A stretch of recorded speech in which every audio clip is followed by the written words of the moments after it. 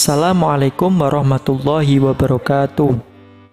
Halo siswa-siswi kelas 12 MIPA MAN 2 Kota Semarang. Bagaimana kabarnya? Semoga semuanya baik-baik saja ya. Jangan lupa tetap di rumah dan jaga kesehatan. Dan jika memang diharuskan pergi keluar rumah, jangan lupa selalu pakai masker dan tetap physical distancing. Dan tetap selalu menjaga kesehatan, cuci tangan terus pakai sabun atau hand sanitizer, dan tetap makan makanan bergizi. Oke? Semoga pandemi ini tidak menghalangi semangat kita dalam belajar, karena kita memiliki slogan senajan musim pandemi, sinau kudu tetap dilakoni. Bersama saya Muhammad Lutfi, mahasiswa praktikan PPL UIN Wali Songo Semarang. Oke? Sudah siap untuk belajar fisika hari ini? Harus siap. Kemarin kita sudah belajar mengenai hukum Ohm, arus listrik, dan muatan.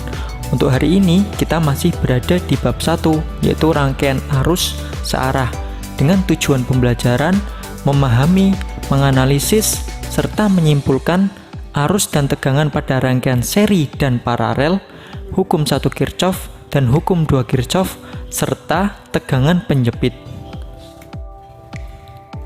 Oke, langsung saja.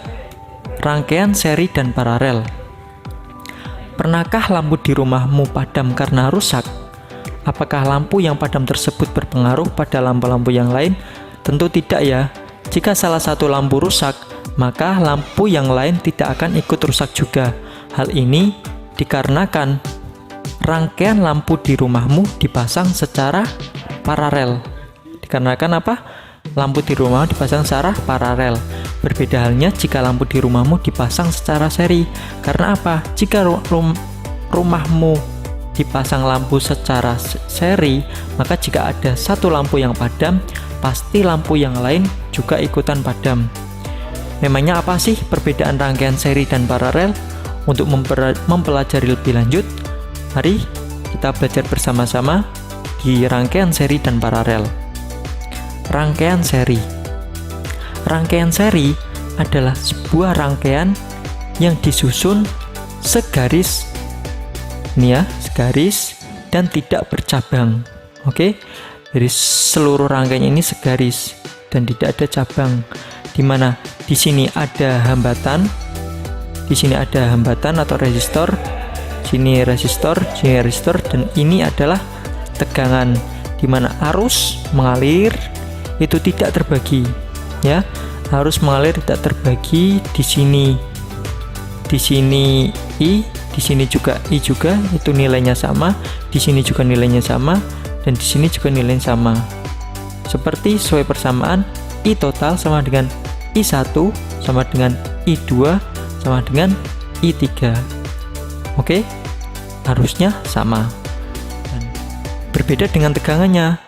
Tegangan di sini ini, kemudian tegangan di sini dan tegangan di sini, jika dijumlahkan itu sama dengan tegangan totalnya. Oke, berbeda dengan arusnya. Dan untuk hambatannya, hambatan seri itu sesuai dengan persamaan dengan tegangan, di mana R seri sama dengan R1 ditambah R2 ditambah R3.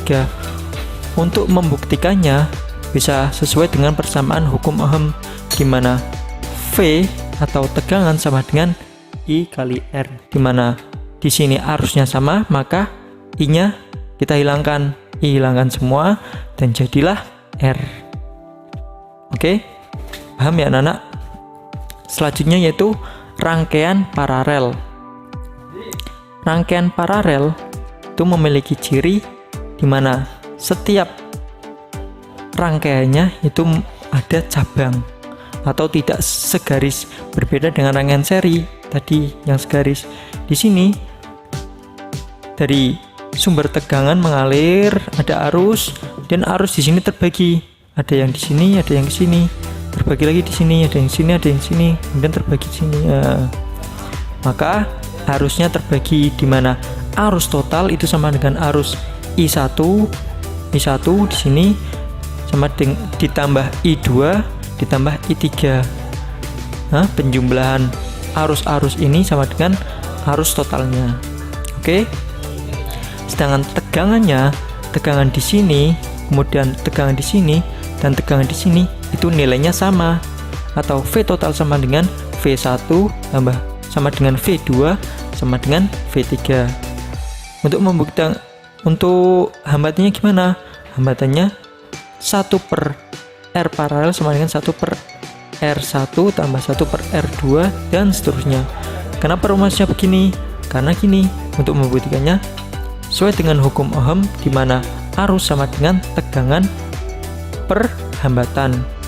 Tegangan total per hambatan total sama dengan tegangan 1 per hambatan 1 tambah tegangan 2 per hambatan 2, dimana nilai V-nya itu sama, jadi bisa kita coret, kita coret, jadi 1 per R total sama dengan 1 per R1 ditambah 1 per R2 tambah 1 per R3. Oke, jadi hasilnya gini. Oke, paham ya? Contoh, ada sebuah rangkaian, di mana rangkaian tersebut memiliki bermacam-macam hambatan. Hambatannya campuran, ada rangkaian yang berupa hambatannya diserikan, ada yang diparalelkan, bermacam-macam. Dan kita disuruh untuk menghitung hambatan pengganti total dari rangkaian di atas ini. Bisa? Harus bisa. Ayo kita kerjakan bersama-sama. Ini di sini kita bisa lihat di ujung dari hambatan atau pangkal dari hambatan itu segaris ya, ini ya, bisa dilihat di kotakan ini segaris, dimana itu merupakan ciri dari rangkaian seri. Maka tinggal kita jumlahkan 15 tambah 15 30.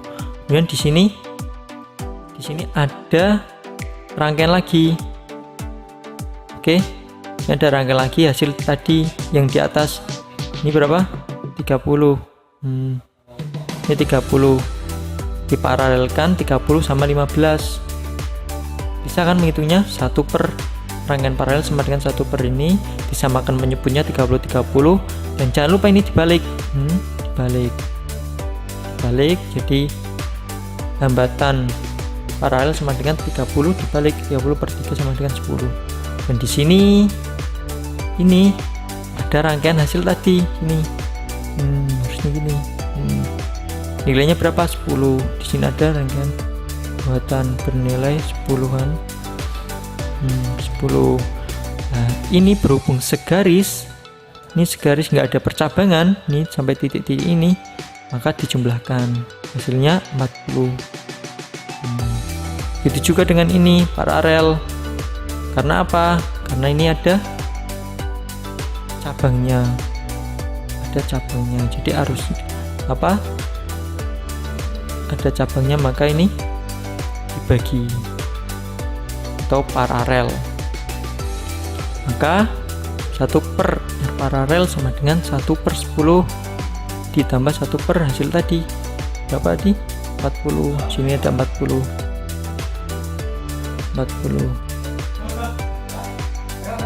Oke. Dibalik 40 bagi 5 sama dengan 8 ohm atau hambatan pengganti dari rangkaian tersebut. Oke, bisa ya? Gampang ya? Oke.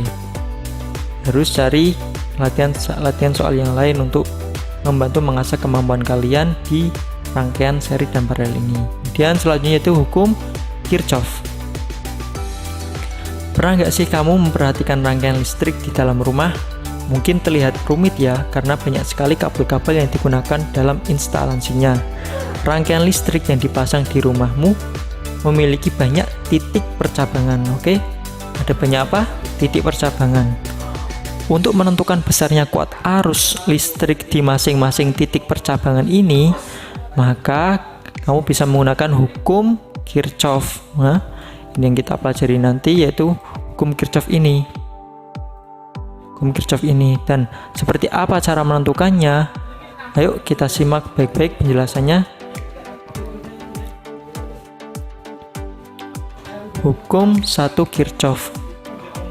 Hukum 1 Kirchhoff berbunyi bahwa jumlah arus yang masuk dalam suatu percabangan itu sama dengan jumlah arus yang keluar percabangan, atau jumlah arus pada suatu titik sama dengan 0. Oleh karena itu hukum ini biasa disebut dengan hukum percabangan. Bisa kita lihat bahwa arus yang masuk itu sama dengan arus yang keluar. Arus yang masuk sama dengan arus yang keluar. Gimana bisa kita lihat contoh dari gambar ini? Oke. Contoh dari gambar ini, mana ini adalah arus masuk I1, kemudian I4 itu harus masuk, kemudian I3 ini harus masuk, I1, I3 dan I4 harus masuk, dan I keluarnya adalah I2 dan I5. I2 dan I5 itu harus keluarnya. I masuk, jumlah I masuk sama dengan I keluar. Oke. Contoh ada sebuah rangkaian gini. Ini masuk, oke. Ini keluar. Jadi sesuai dengan persamaan I masuk sama dengan, kemudian ditanyakan berapa nilai I3 ini dan I5 ini. Terus sesuai dengan persamaan I masuk sama dengan I keluar, I1 3 ampere ini sama dengan I5 ini, atau ini bernilai sama 3 ampere. Kemudian di sini juga sama, I masuk ini sama dengan I keluar di sini juga. Oke. Gimana? I masuk I1 sama dengan I5. I1 nya ini yang keluar itu sama dengan I keluarnya. I2 ditambah I3 ditambah I4, masukkan nilainya. Masukkan I5 nya, 5, masukkan nilainya. Kemudian kita pindah ruaskan, I3 sama dengan 3 min penjualan ini 1 ditambah 0,5. 1,5 sama dengan I3 sama dengan 1,5 ampere. Jadi nilai I3 sama dengan 1,5 ampere. Kemudian selanjutnya hukum 2 Kirchhoff. Hukum 2 Kirchhoff menyatakan bahwa di dalam suatu rangkaian tertutup, jumlah aljabar gaya listrik dan penurunan tegangan sama dengan 0. Penurunan tegangan sama dengan 0 berarti tidak ada energi listrik yang hilang dalam rangkaian tersebut. Dengan demikian, energi listrik bisa digunakan atau diserap seluruhnya. Sesuai dengan persamaan ini, jumlah aljabar gaya listrik atau GGL ini dan penurunan tegangan atau jumlah I kali R itu sama dengan 0. Oke, sesuai dengan persamaan. Oke ya. Dan ada hal yang perlu diperhatikan, yaitu perjanjian tanda. Perjanjian tandanya, jika kuat arus itu akan bernilai positif jika searah dengan loop. Loopnya ini, dan kuat arus akan bernilai negatif jika berlawanan dengan loop. Dan ketiga, sesuai dengan arah loop, polaritas tegangan akan bernilai negatif bila kaki pendek dijumpai terlebih dahulu, dan akan bernilai positif jika kaki panjang dijumpai terlebih dahulu. Seperti kita contohkan pada gambar berikut ini. Ada sebuah rangkaian, di mana rangkaian itu memiliki arus kan? Arus, dan arusnya itu langsung menabrak di yang pendek, kaki pendek, maka akan bernilai apa? Negatif kan? Bila kaki pendek dijumpai maka bernilai negatif, maka VA ini negatif, kita masukkan VA negatif. Kemudian setelah itu bertemu lagi dengan VB.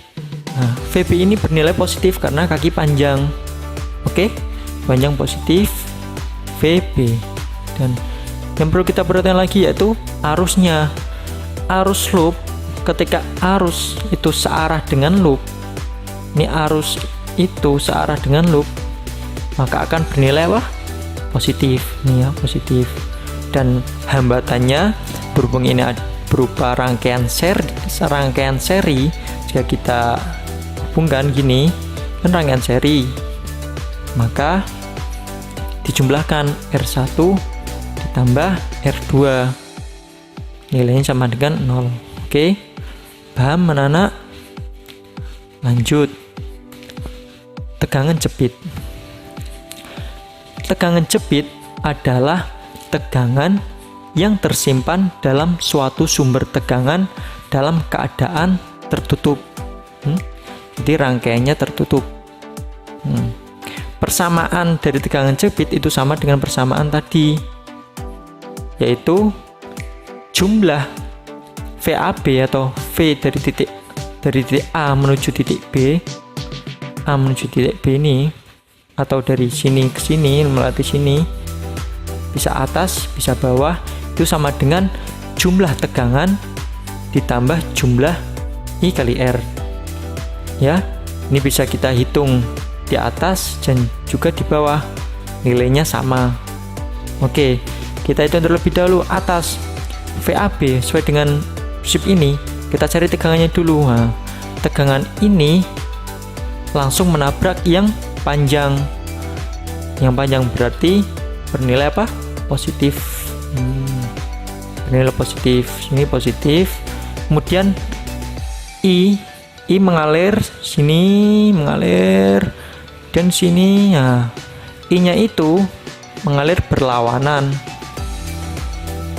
I mengalir berlawanan dengan VA sama VA menuju B yang atas ini berlawanan. Jadi I-nya itu bernilai negatif. Kemudian hambatannya, berhubung hambatannya ini berupa R ini doang, maka tulis R. Oke. Kemudian VAB dari bawah A ke sini menuju B. Berhubung di sini tidak ada tegangannya, maka tidak usah dituliskan. Adanya I ini mengalir searah dengan ini, searah dengan arus. Dari A menuju B ini mengalir searah dengan arus. Jadi positif, ini positif. Cuman positif di depan tidak dituliskan. I berhubung ini hambatannya R, maka kita tulis R. Oke, VAB sama dengan ini jumlah GGL ditambah jumlah I kali R. Langsung kita menuju contoh. Ada sebuah rangkaian di mana rangkaian tersebut mempunyai dua tegangan, E1 dan E2, dan mempunyai tiga hambatan R1, R2, dan R3. Dan yang ditanyakan adalah I-nya atau arus yang mengalir di dalam sebuah rangkaian ini. Oke, sesuai dengan rumus tadi bahwa jumlah GGL sama dengan jumlah GGL ditambah jumlah I kali R sama dengan 0, sesuai dengan rumus tadi. Dimana ini mengalir langsung, mengalir kan, harus mengalir itu menabrak ke yang pendek, maka bernilai negatif. E2 ini bernilai negatif, maka kita nilai negatif. Kemudian setelah itu menuju ke R3. Nah, R3 ini sesuai dengan berhubung ini seri, maka I-nya sama. I-nya sama, I kali R3. Kemudian lurus lagi menabrak yang panjang, maka bernilai positif. Positif E3. Kemudian lurus lagi nabrak ini hambatan keduanya dan nabrak lagi menuju hambatan yang ketiga, maka tinggal kita masukkan tambah R1, R2. Kemudian I kita masukkan I4 tambah I6 tambah I2 sama dengan 12I. Kemudian nilai ini min 12 ditambah 6 sama dengan min 6 sama dengan 0. Maka I sama dengan pindah ruaskan kan, 6/12, dimana nilai I sama dengan 0,5 ampere. Oke, terima kasih dan selamat berdiskusi di grup. Kita manfaatkan media sosial ini dengan semaksimal mungkin sebagai wasilah kita untuk belajar fisika. Bila kurang jelas bisa ditanyakan melalui WA grup, dan jangan lupa tetap belajar, jangan sampai di sini, tetap cari referensi-referensi yang lain. Sekian dari saya, kurang lebihnya mohon maaf. Bila ada tutur kata yang kurang berkenan, mohon dimaafkan. Wassalamualaikum warahmatullahi wabarakatuh.